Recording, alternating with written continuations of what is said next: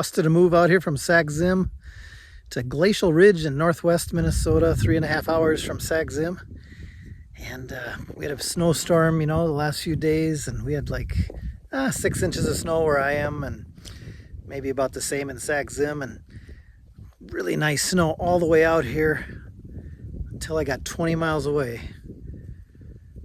Same thing that happened this winter, and there's nothing, because the whole goal was to have sharp-tailed grouse or prairie chickens dancing in the snow. But I'm going to scout. They just put this blind up and there's no reflectors, so I have to go in the pitch black. So I'm just going to scout it and take a GPS.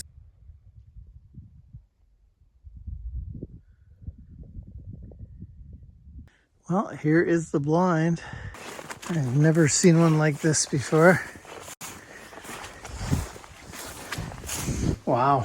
It has a solar powered inverters for charging batteries.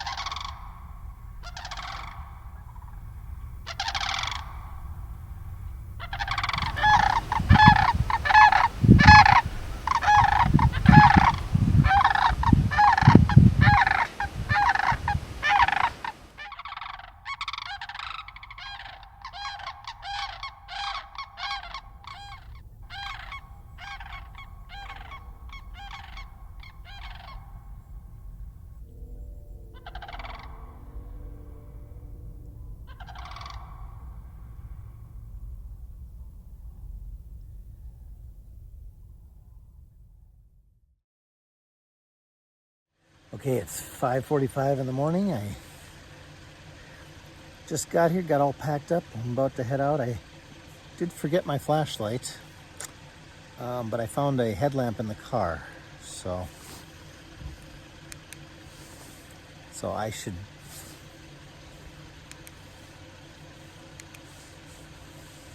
I think it's almost out of batteries.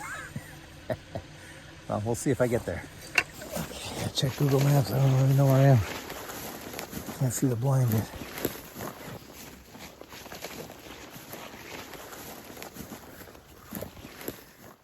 I found it. Here, woodcock and a rough grouse.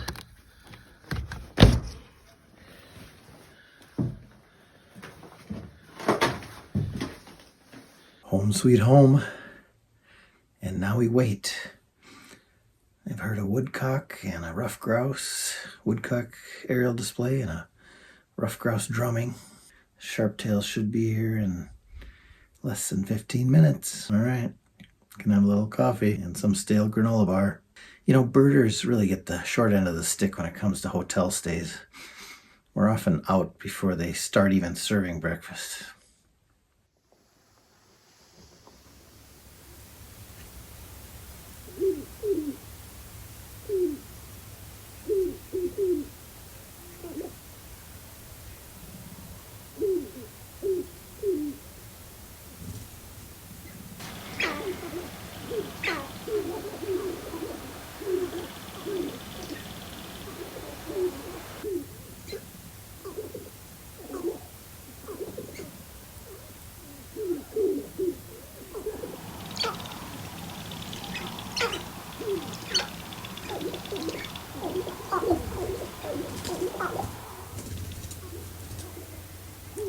Well, it's been a little frustrating. 10 of them just flew off. I don't know what spooked them. I don't see anything, but it could be a harrier or a eagle or a short-eared owl. Well, they'll come back. It's only 7:30. But yeah, the brush is kind of high.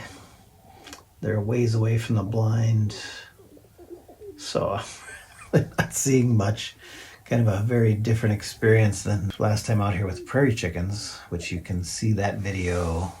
I'll put a link in the video description. It'd be hard to top that experience, actually. But this blind's a little weird too. They have windows on all sides, so any movement can be, seen. They can silhouette you through here.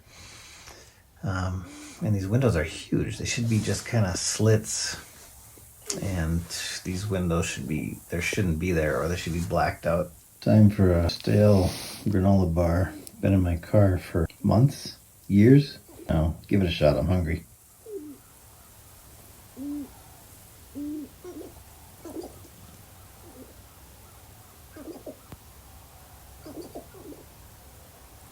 And as is usual, they all flew off about 9:30 a.m. They were done for the day, checked out, gonna go feed.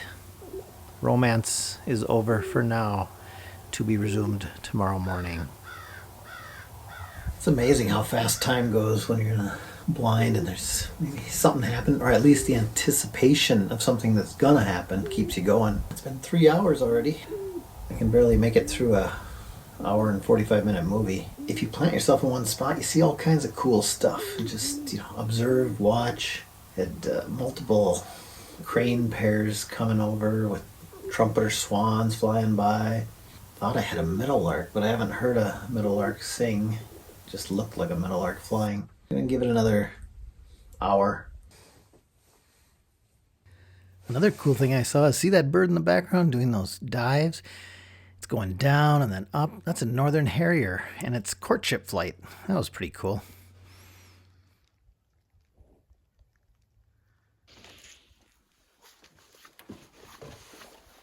On the walk out, I saw these American tree sparrows. I've said this before, but these guys should be called Canadian tree sparrows. They nest only in Canada and Alaska. They are heading north. In fact, they only have 89 miles as the tree sparrow flies to the Manitoba border, so good luck, guys. On the drive out, I saw this early arriving American kestrel, breeding bird just arriving, and this late lingering northern shrike, a wintering bird heading back to the taiga.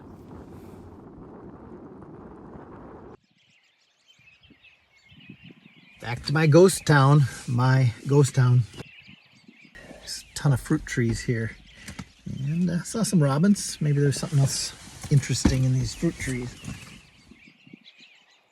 This ghost town produced again a ton of male robins. They come back first, of course, to establish territories, but snow and cold, and they're not really expecting that in April. So they're concentrated on these old fruit trees from this town. And it's kind of fun with the snow falling, getting some neat stuff. And robins, male robins, are actually stunning birds if you look at them closely.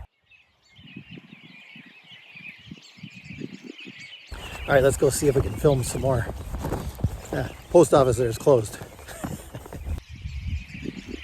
Hear that? It's got to be 40, 50, maybe more robins right in this little part of the ghost town.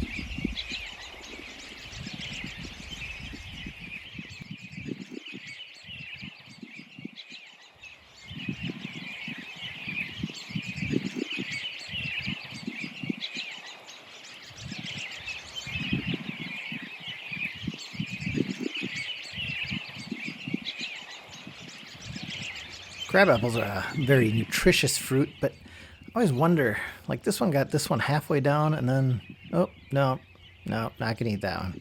Drops it. They must know if a fruit is good or bad. I don't know, but you'll see them pluck ones and then just like, no, not that one. But this one, oh, look at that one. I mean, to my eye, that one looks kind of black and gross, but this one's going down the gullet.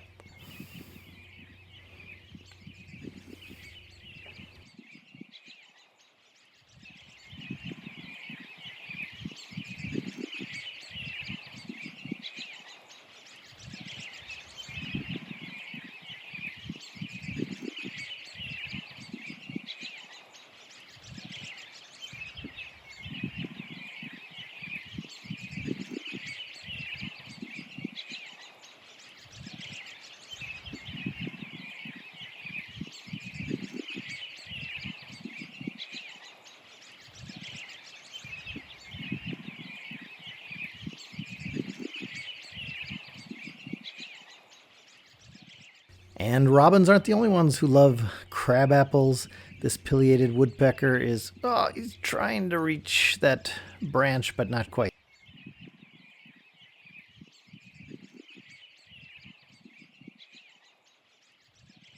Well, that was fun.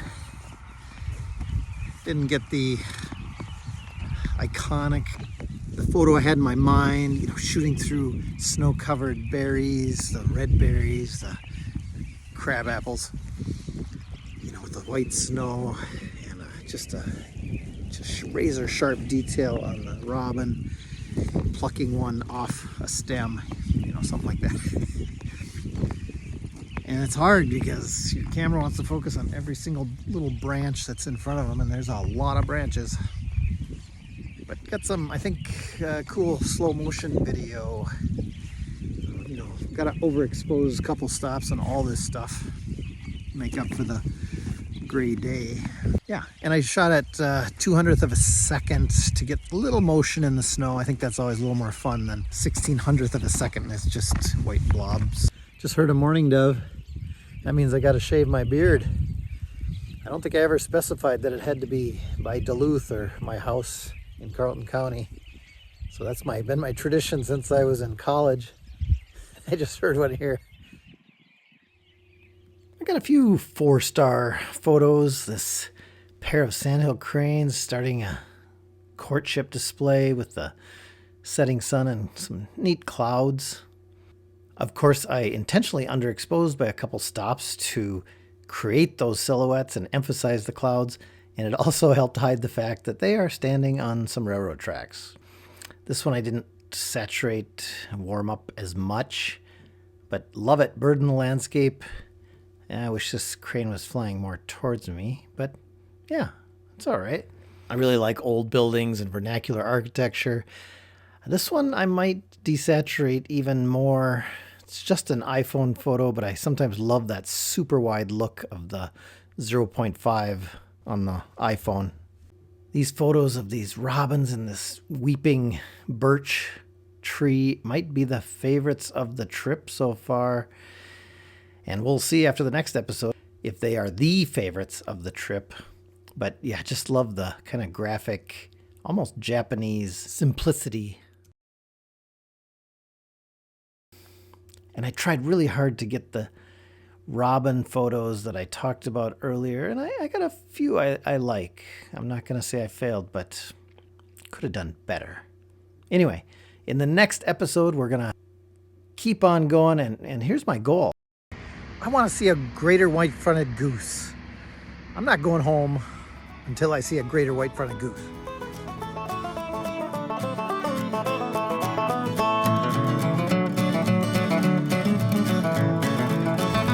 Still snowing.